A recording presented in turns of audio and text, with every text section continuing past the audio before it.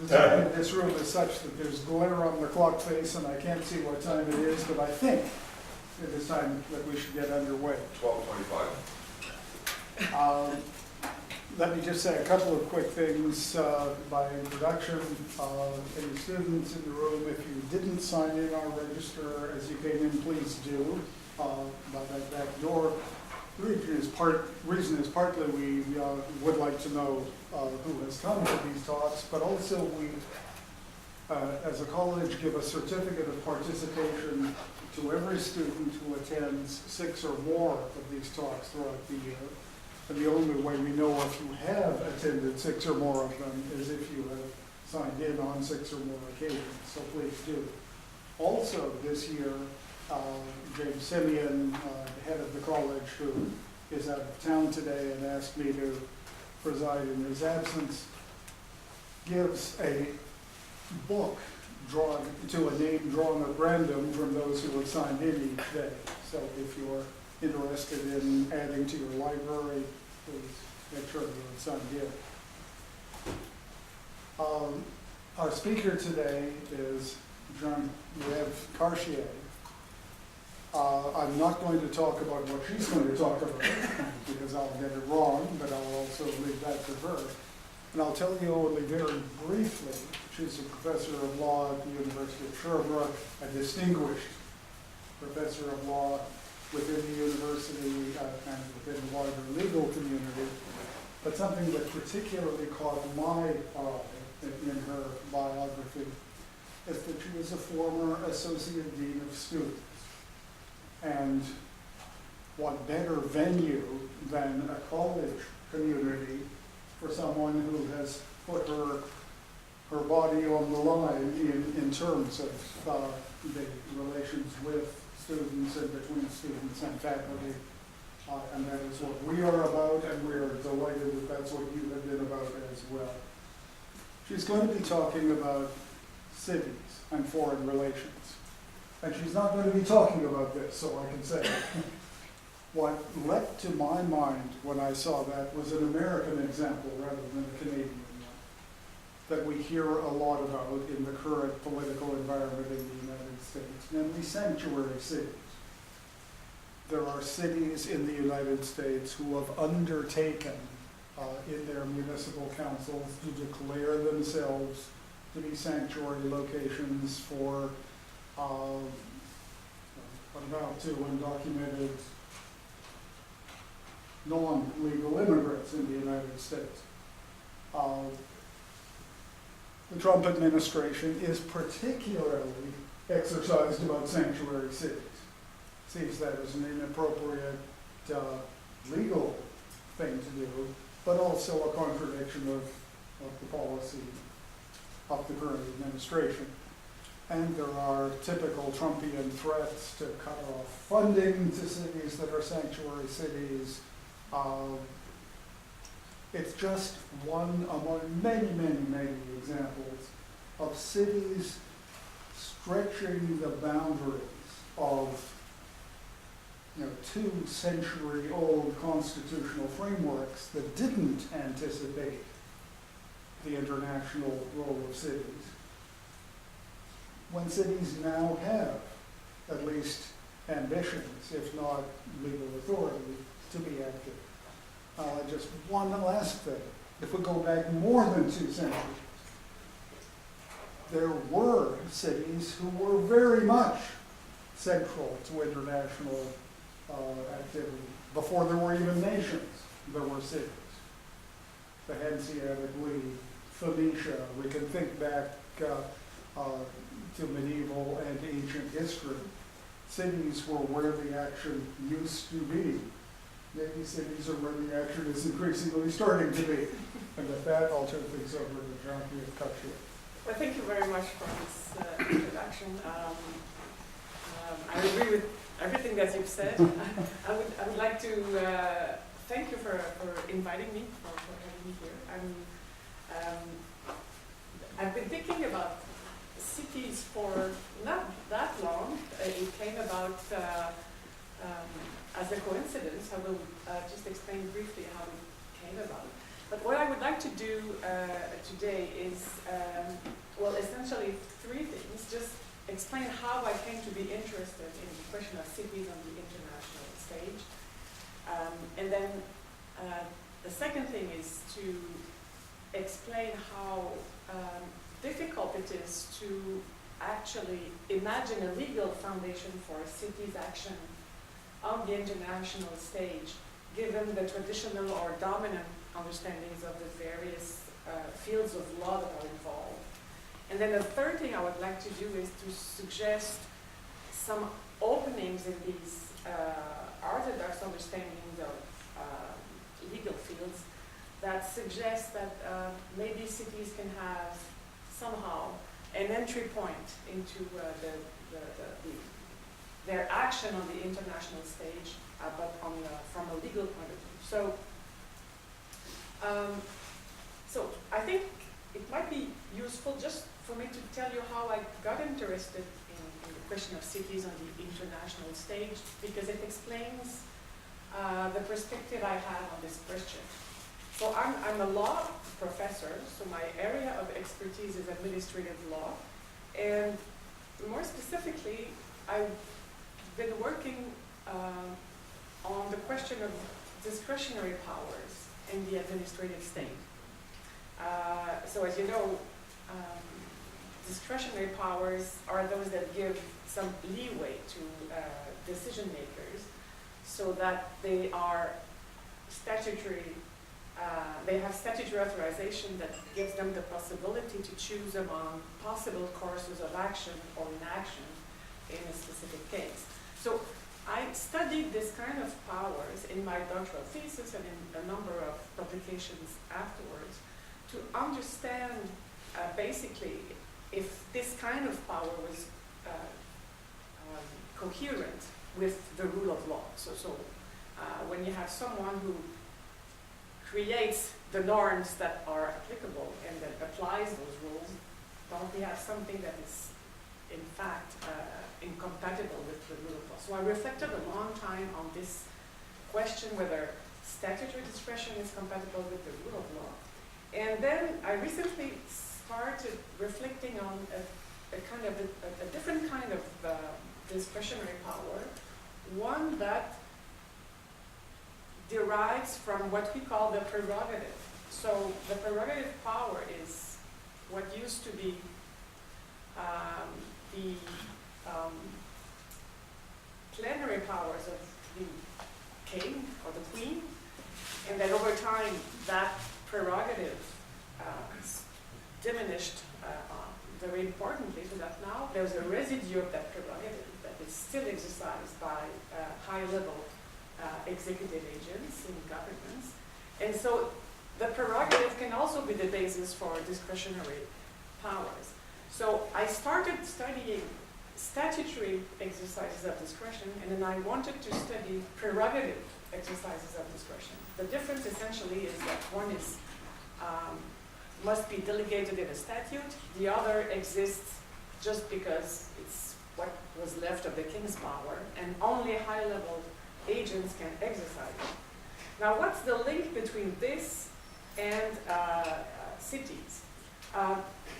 Well, last year I was invited to make a presentation in a lecture at U of T at the Faculty of Law, and the subject was foreign affairs law. So generally speaking, all the rules that apply when a state deals with subjects that are going on in other states. And so they asked me to present this specific case of cities acting, purportedly acting on the international scene from the perspective of discretion. But then I started reading on those questions, and I realized that there's a lot to be said about the role of cities on the international stage, and more specifically from a legal point of view, because there's been lots of things written on this in international relations, in urbanism, in globalization, in diplomacy. But the legal foundation for cities' action on the international stage is still under research.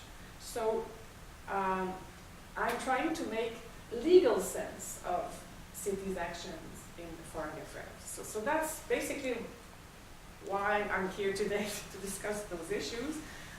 I didn't expect, this was not originally part of my research program, but then I ended up, that's the story of academics, you know, get interested in things that we didn't even know about at some point, so here I am. So,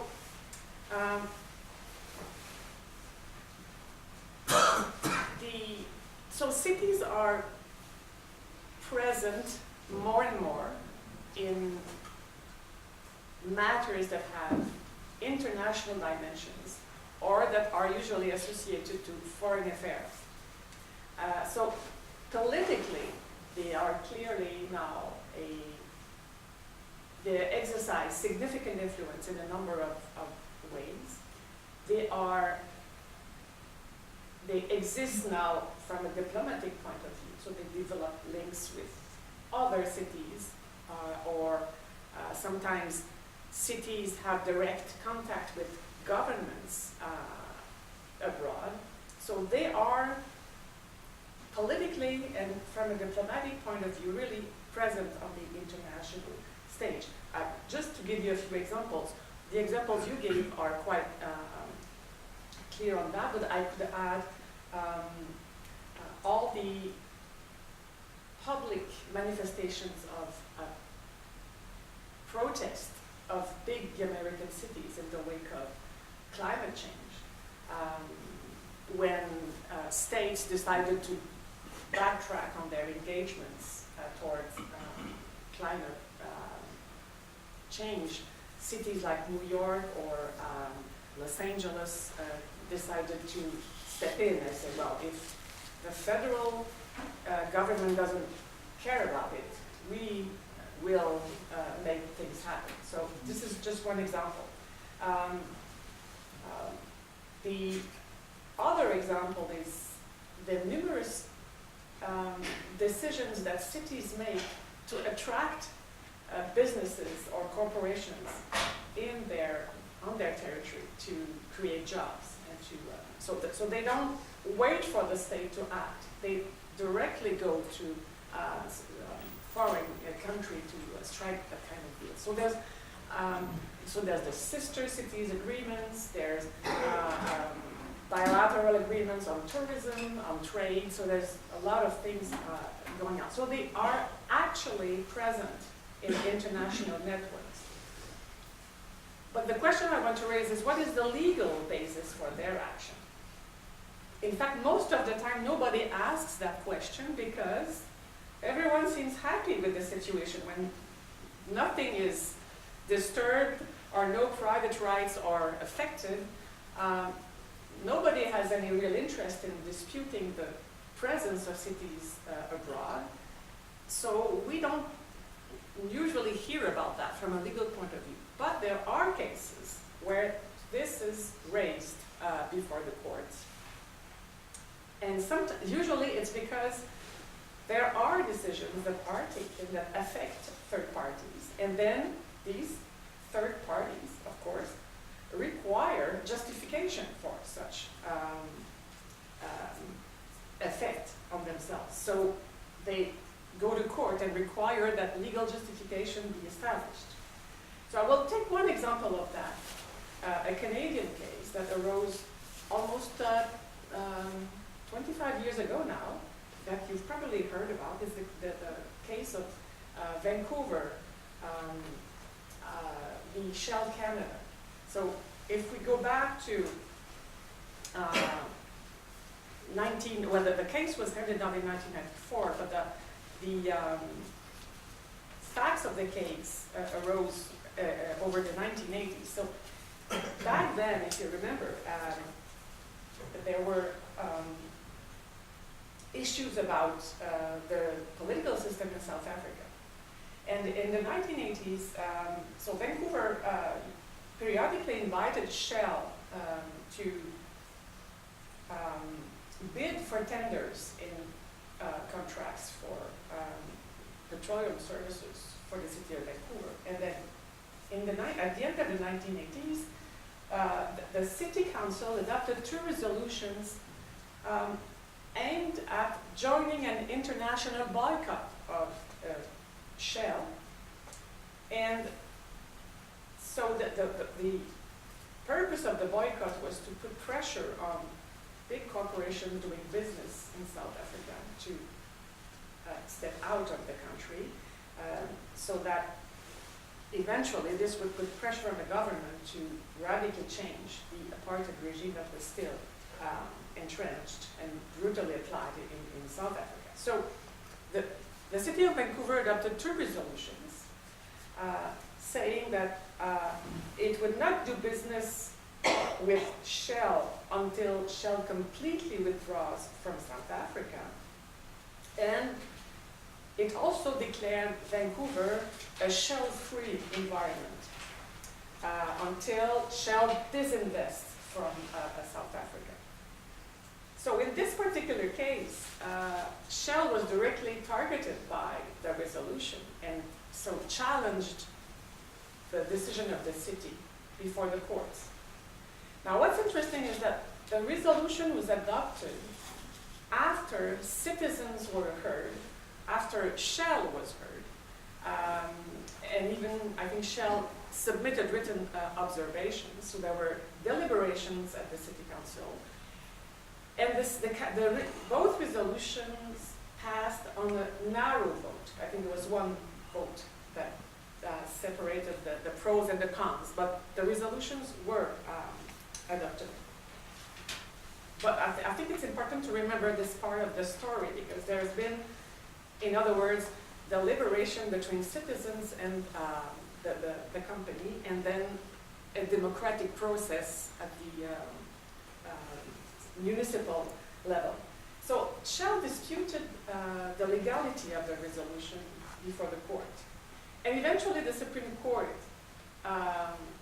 found in favor of Shell, saying Vancouver doesn't have the ability to adopt that kind of resolution because basically it's not, what happens in South Africa is not Vancouver's business.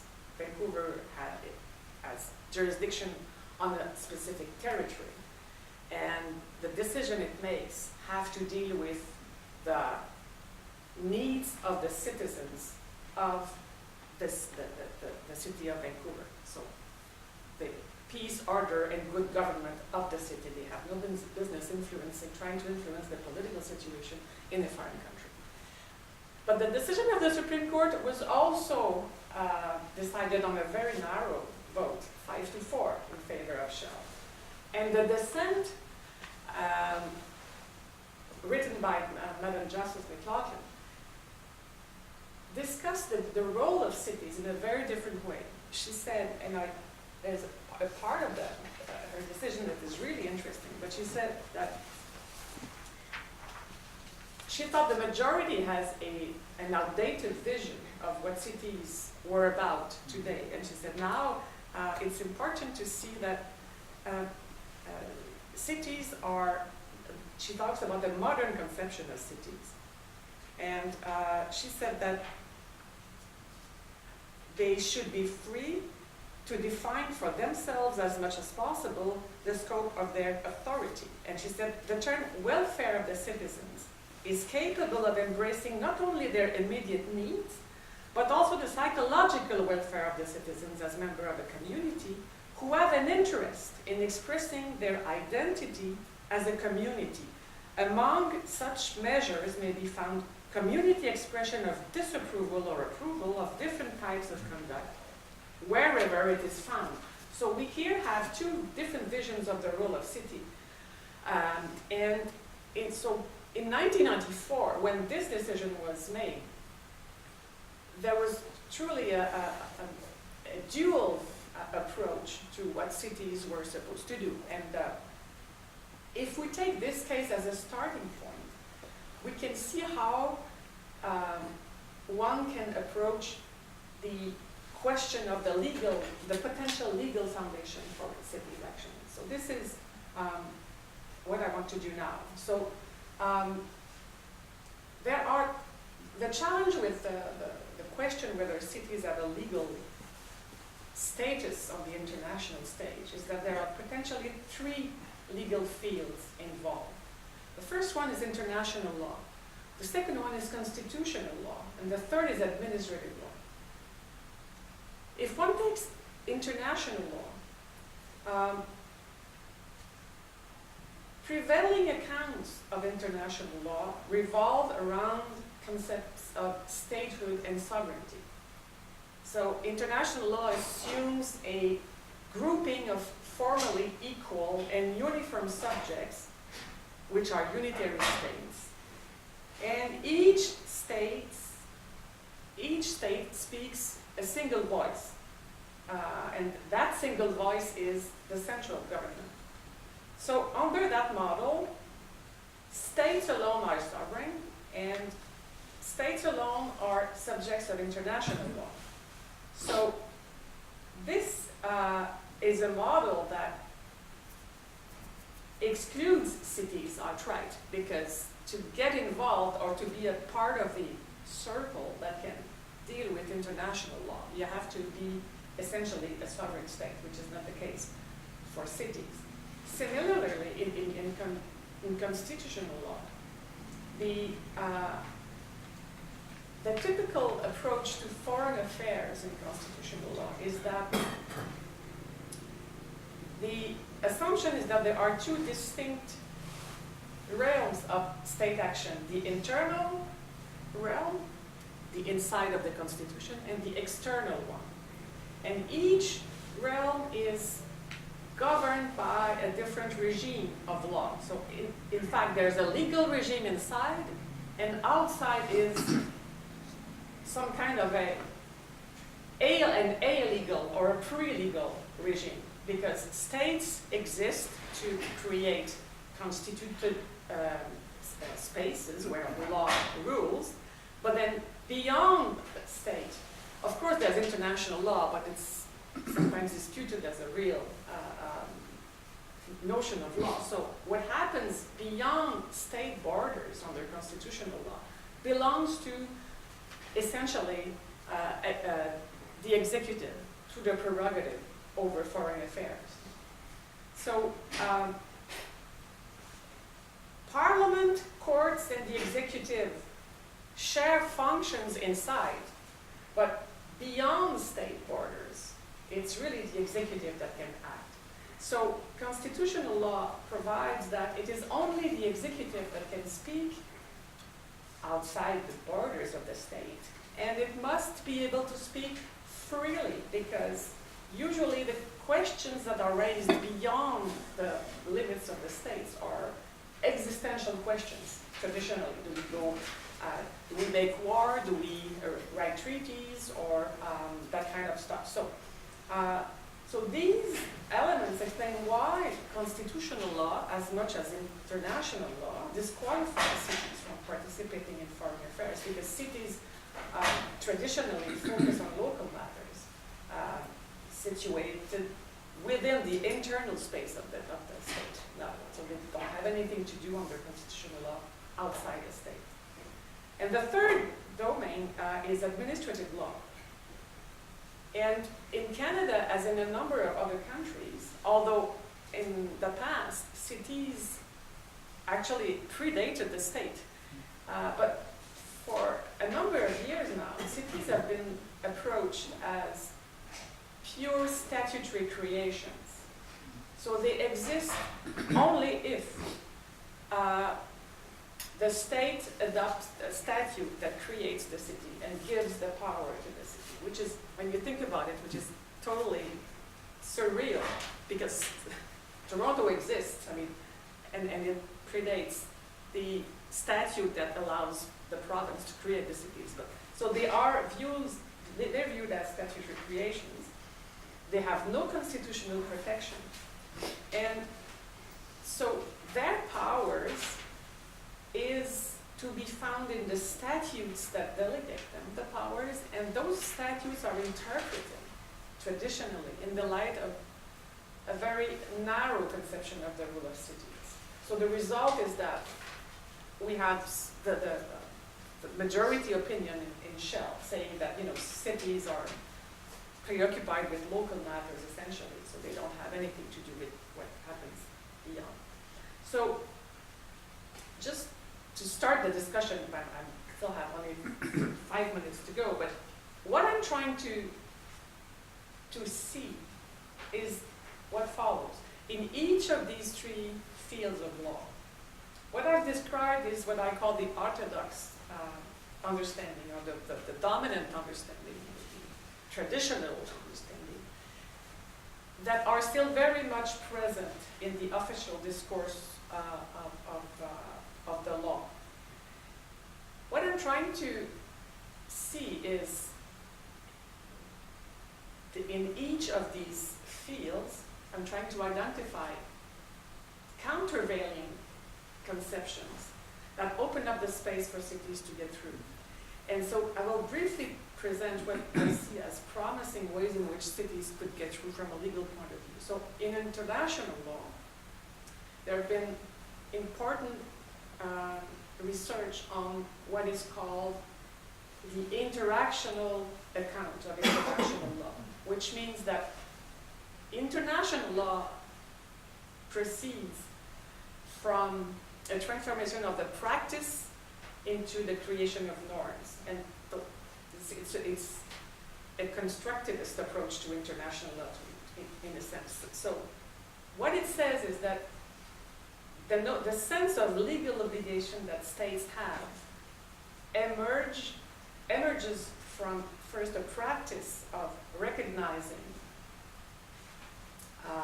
that something is important, and then sharing that understanding with a number of stakeholders, and considering that shared understanding as somehow obligatory. So there's a factual recognition of the importance of something that merges into something that is normatively obligatory. So it's a complex process of transformation, but then the result is that international law might be viewed as a system in which various stakeholders can discuss together, and that might include cities. So cities might become relevant stakeholders that contribute to emerging shared understandings of what it is that we want to do in international law. So we might go beyond the state-centered conceptions of international law. So that's the first,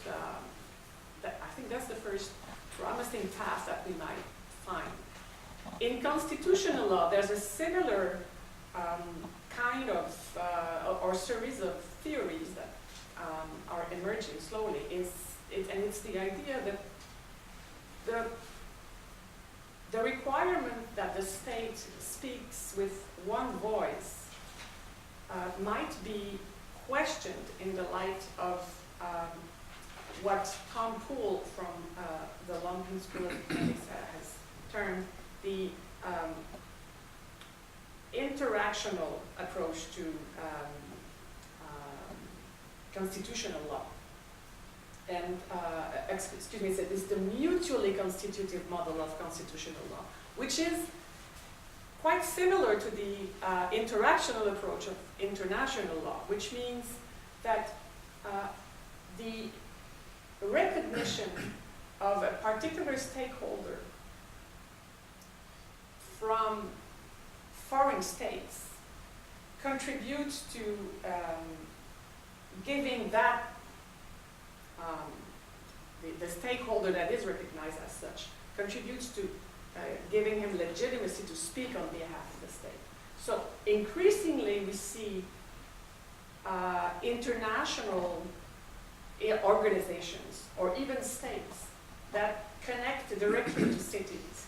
And so this kind of factual recognition might contribute to the emerging of constitutional norms that give these constituencies like cities a relevance or a competence to act on the international stage.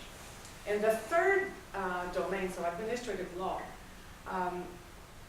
can move from a formal approach to one in which the cities become very important actors in the determination of the limits of their powers. So let me pause a little on this particular aspect of administrative law.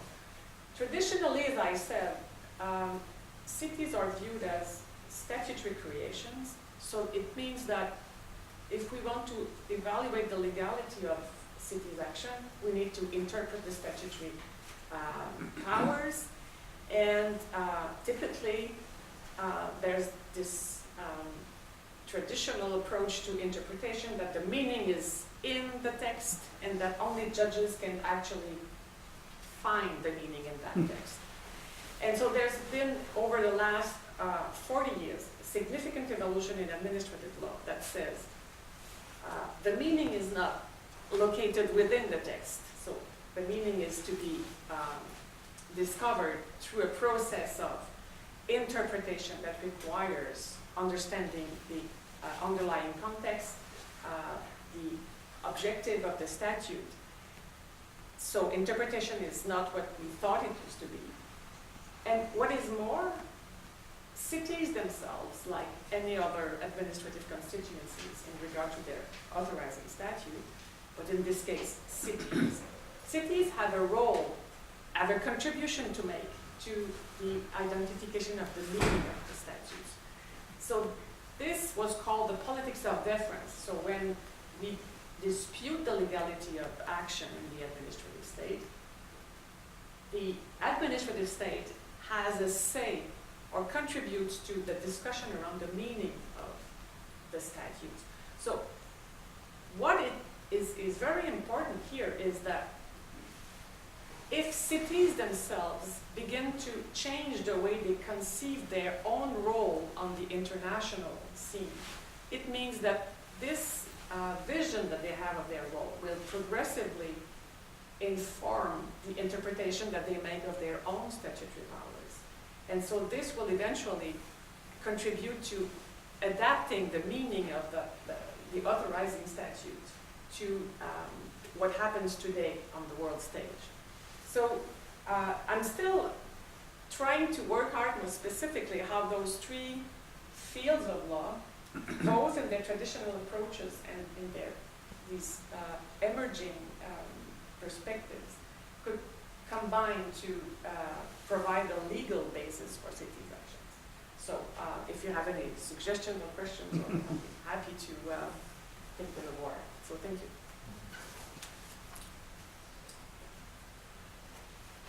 Well, isn't there another realm of law, other than the three you've mentioned, municipal law? Would there not be some way of cities making themselves players internationally and globally in terms of their own municipal law? So they don't go through the three areas of law that you've mentioned, though they could do that. Why? What prevents a city from making itself an international player internally? Yeah, actually, you're perfectly right that there's this local government law as a field. In law, we tend to integrate it in administrative law, so it's a particular part of it, it's a specific part of administrative law, but you're right. The reason, and I specifically mentioned it in my text, but I didn't differentiate them for the purpose of the discussion, but you're perfectly right. There's this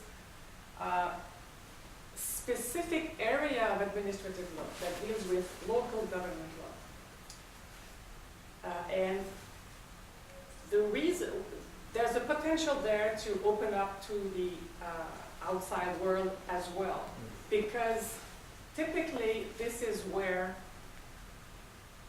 the law has consistently nurtured a vision of local actors limited to territorial circles and having only the power that the province gives them in Canada or the state gives them. So given what's going on in administrative law generally, so this politics of deference that I've talked about, so this will certainly influence, this has a huge potential to influence the way in which local government law becomes deployed on the internet. Because in my view, what is interesting in the emerging theories about the fields of law that I've discussed is the way in which facts become norms. Mhm. So, because I've been thinking about that for a long, I mean, of course we see cities everywhere, but this is just, they are there, actually there, in fact, doing things. But you cannot go from fact to norm like this. There must be some kind of a loop that explains how you start from fact to norm. And I think this is the process of integrating people who exercise those powers and allowing them to integrate their vision of their role into the meaning to be given to the statutory limits. So I think this is where facts influence the way we understand norms. So if we take this upside down, I think the starting point will be in local government law. This is where the first changes will get through. And then when we go up the ladder, given those different conceptions of international and constitutional law, cities will be able to push up until the international glass ceiling disappears. I don't know if what I say is clear. I'm not sure. Oh, yes, it is. No, facts becoming norms, this will be the entry point to a comment leading into a question. Certainly, it is the case that the legal presumption is that states speak with a single voice. And that has all kinds of problems. Going to your second level of constitutional law, for something like trade agreements. Trade agreements are made at an international level between two or more state governments. But, especially in federations, but not only in federations, other jurisdictions have authority over kinds of actions to which the state government is or is Yes. not entering into ostensibly legally binding commitments. But that's where there is a clear constitutional authority to the province or the state. Interests are not coterminous with legal authority. Yep. And a municipal government or a non-governmental organization may have an interest in the outcome. Yeah. Might be a stakeholder without formal authority to enter into that agreement. Even, however, within recognized authority, we can see facts. One thing that popped into my mind as you were speaking was the example of professional sports teams. Not national actors, but who negotiate with cities and with other regional governments for money. Yes. Build me a stadium or I will move my franchise to some other city. Give me favorable municipal tax breaks, build me an access highway, make me a deal so that it was worth my while to locate my professional team in your city, or else I will go to some other city that wants me more than you do. That happens and we take it for granted, and non-lawyers who read the sports pages think that that's the way the world works. And it's not only sports teams. We here in Toronto have seen in the last few months the bidding for the second Amazon headquarters. The City of Toronto was one of the shortlisted finalists, not the ultimate winner, but now the ultimate winner is not going to be built in the, so maybe we're back on the board for this one. The city is factually a player, whether it is legally a player or not, on a number of things, as the world gets more complex and more things. And the last, I'd like you just to give your reaction to that, but the other question while I'm speaking was about the Shell case. I expected, I've never had read the judicial decision, a different point to have been made in the minority report, which was that shall engaging in the process, making submissions to the Vancouver city government in those consultations, was in effect accepting the legitimacy of the city's making a decision in this area. If it absolutely contested that, it shouldn't have even dignified that process by participating in it.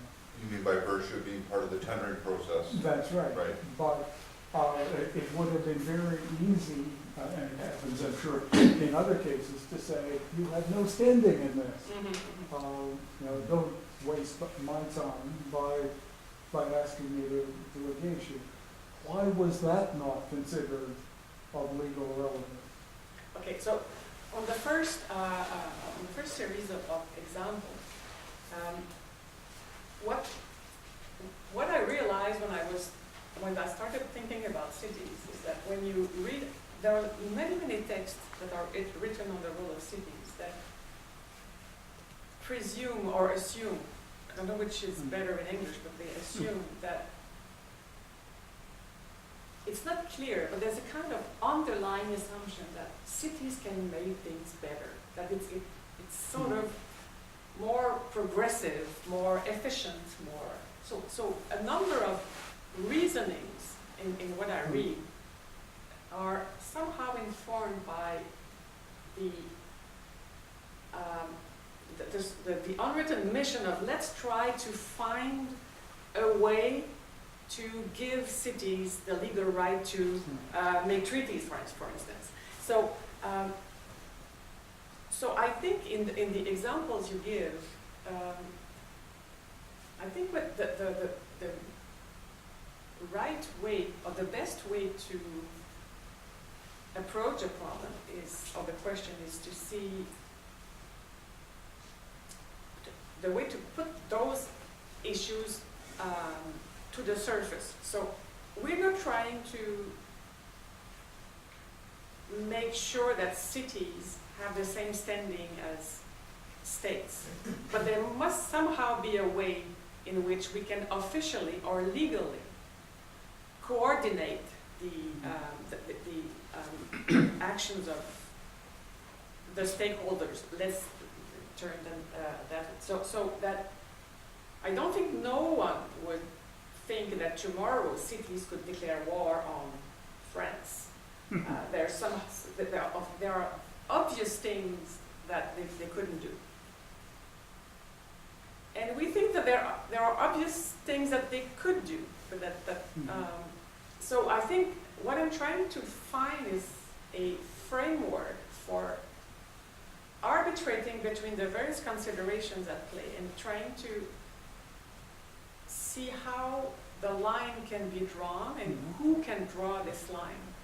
So there's certainly, I'm saying that because in a number of texts that I've read, it's as if there was no justification for refusing cities to stand up to, South Africa or it might be a problem if all the cities start saying, well, I oppose apartheid, because they could also say, I oppose gay marriage, and we tend to take examples where cities are, liberal and progressive, so I think what I'm trying to articulate is a framework of analysis where we can differentiate between interests, rights, and what it is that can help us differentiate those different stakes and say, well, here cities have probably a justification for acting legally, but here there's just no way we can actually create or articulate that. And one way we could do that is to have a form of dialogue of what authors have called multi-logues between federal states, the provincial, the cities, private parties, and trying to figure out where do these lines are drawn. It still is very abstract, but I think there's, globally, this is where I'm trying to go. As to your second question, I want to make sure I understand properly. What you say is that if Shell accepted to bid for tenders, or is it that she accepted, it accepted to participate in the hearings before the resolutions were adopted? Yes, that was it. So if I frame the question differently, it would be, given that Shell participated in the democratic process eventually led to the adoption of the resolution, then you have to abide by the final resolution. You don't, If the decision had been the opposite, if the Vancouver City Council had decided not to impose sanctions on Shell, Shell would have, I am sure, declared delight and approval of this appropriate course of action by a city. Yeah. They only like the process if it leads to a favorable outcome, but they don't like the process if it leads to an unfavorable one. So this, I think this points to a very interesting question in local government law. Because cities are particularly complex because they are democratic institutions, yet they can only act within the framework of their powers between that given under the statute. So there's a combination of democratic and democratic considerations and legal constraints. So the court, in fact, says that, and the minority says, actually I'd say it differently. You can see a tension between the majority and the minority. It's not clear, it's underlying, but it's, should we give governments freedom to act? I mean, they are elected, or should we make sure that the decision that they made democratically is still in line with what was authorized by statutes? And so the question didn't arise up front, but they seem to assume that whatever the result, whatever the result of the vote, the consequence is not that it prevented the company from challenging the resolution, but it changed the deference that the court will have to express toward the decision. So if it is a governmental decision, a municipal decision, there will be more deference. We'll give more leeway before we intervene, depending on the majority or the minority decision. But it's a very interesting point that you raised, because it's also, you can feel this tension in the decision between the dissenting and the majority approach. So it's my understanding, and I think you mentioned this, that the municipalities are creatures of the province, and the province gives the municipalities powers to create bylaws and so on, and other laws. But as far as I can see, cities sometimes twin with other cities in terms of internationally.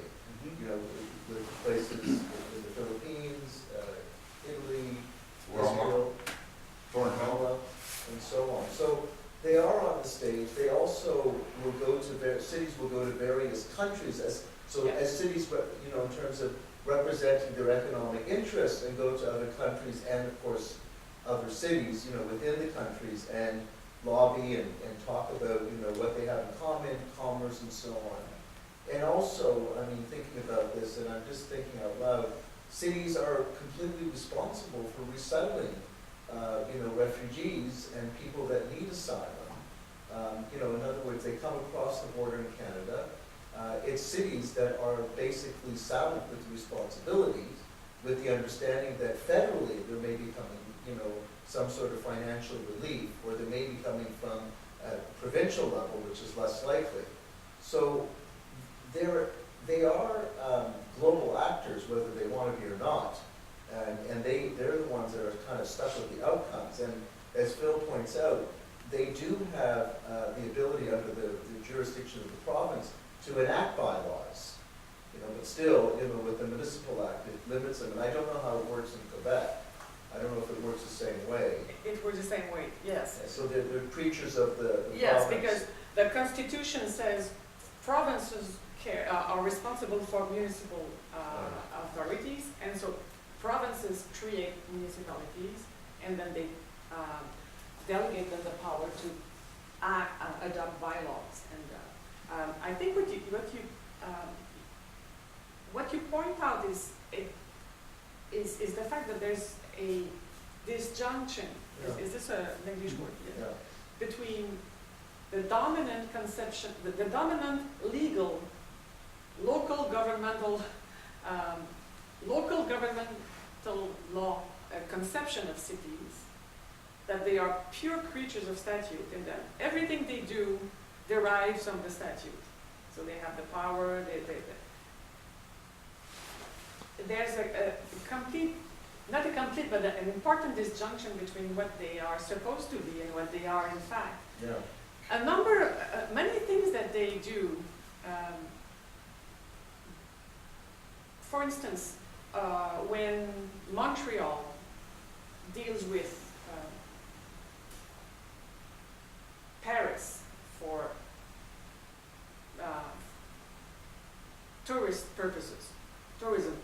Or immigration sometimes, indirectly. Immigration, let's put this, it's a bit more complicated because immigration is also a federal jurisdiction, a provincial thing, it's a complex issue. Especially in Quebec, yeah. Yes, it is very complicated, but there are a number of things that cities do on the international stage that can fit within the powers that they receive from statutes. Okay, they have the right to organize festivals, concerts, so of course they can go abroad and hire people and bring them back, and so it could fit within the legal framework as traditionally conceived. What becomes more intriguing is when they deal not just with other cities, but sometimes you have a representative from Montreal that deals directly with the president of France, for instance. They meet together. So this is a city meeting with the president. So what is this? It could be just a political move, which, politics is beyond law or under law, I don't know.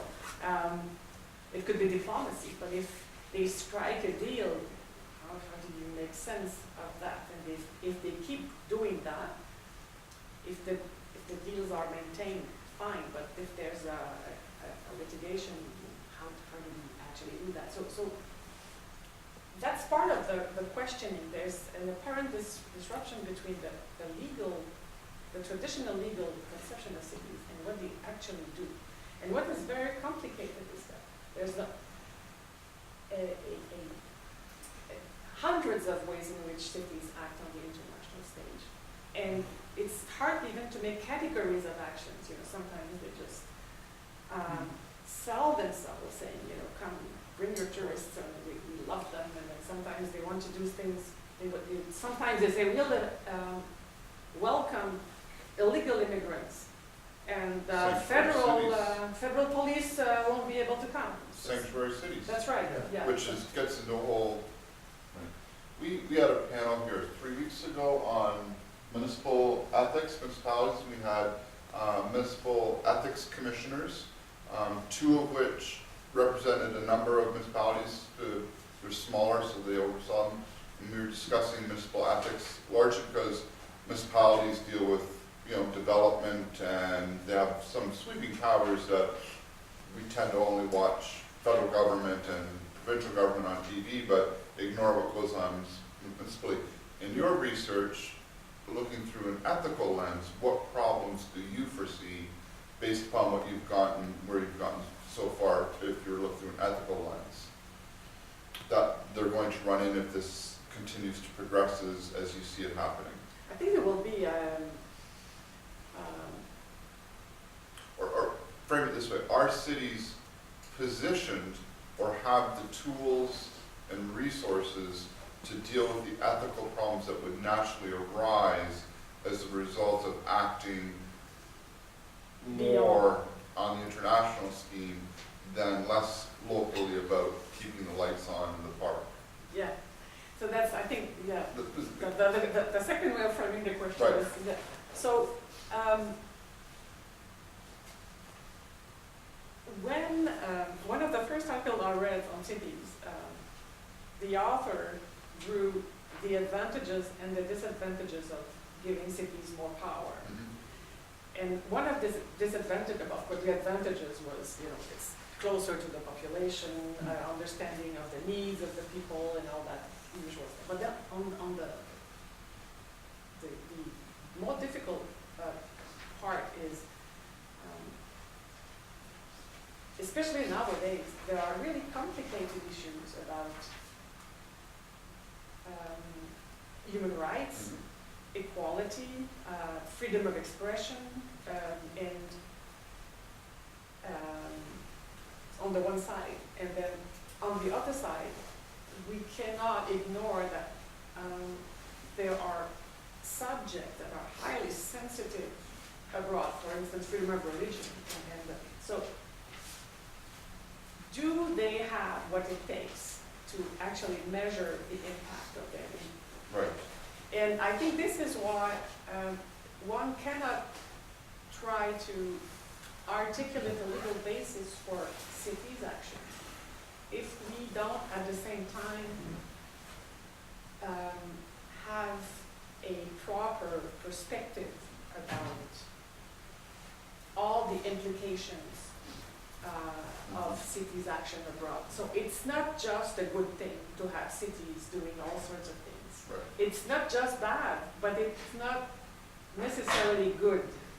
And my worry is that there's this ideological turn that if it's city-oriented or city ignited, it's necessarily better. Or I personally think that there are certain issues that are so complex that, especially human rights and immigration, I mean, they cannot. They're not equipped, they just, I think they have to be part of the team, but a team means you work as a team, so you cannot just say to the federal, don't come here because we protect the refugees Mhm. from. I don't think it's a good way of doing things. I think I naively believe in deliberation. So it's difficult questions. right. Let's face the difficult question with sensible and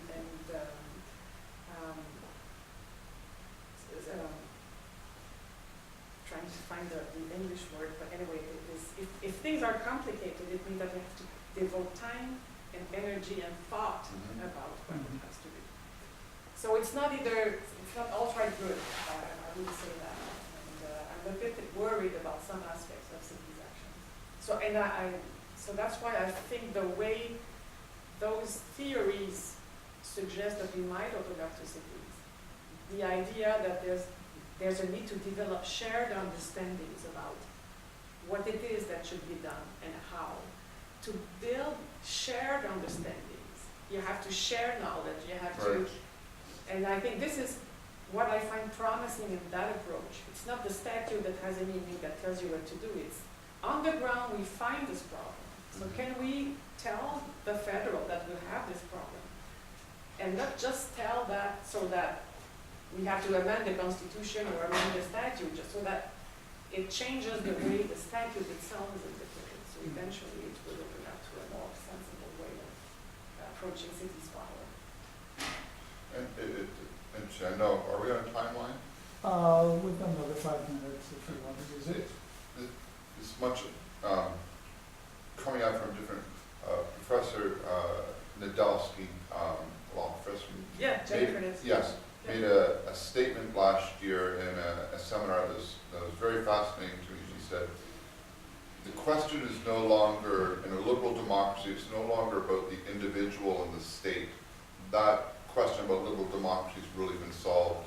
You know, I'm pretty much protected, my constitutional rights are there, this is all resolved. She said the question now is really about the individual at a much local level. She didn't necessarily say city, but she meant it in an administrative law context, that when I go to apply for benefits, for social services or for a particular license, this is where the individual this is the next battle for the next 50 years. Yeah.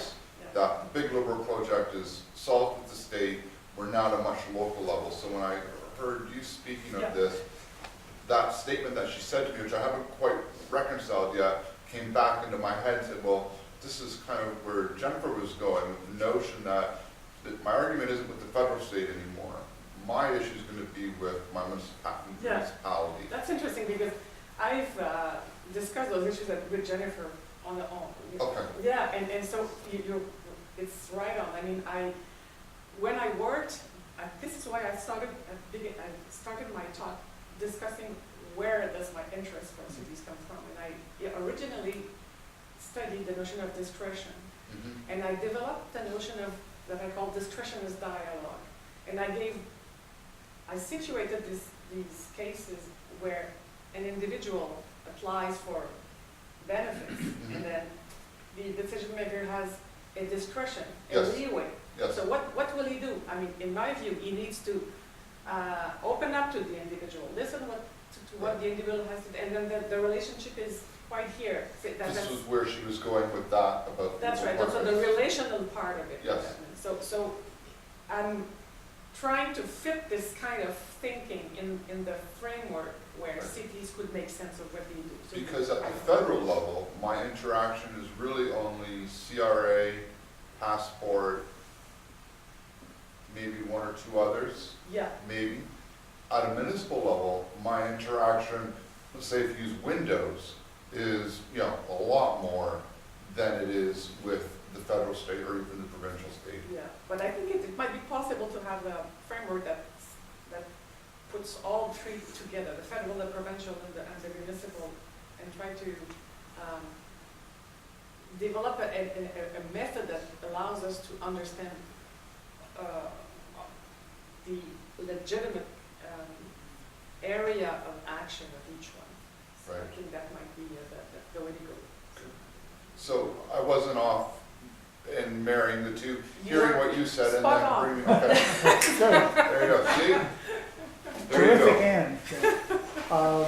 Thank you very But much. thanks to you. I mean, Oh, no, thank you very much. In appreciation, I'd like to give you Oh, this is something very that important, has by the way. become one of the most coveted items at York University. Oh, really? It is literally beyond price, in that it cannot be bought. Okay. So I suppose it cannot be sold either. No, It can only be received for giving a talk here at McLaughlin College. Thank you very much. Thank you very Thanks much. for having me. This is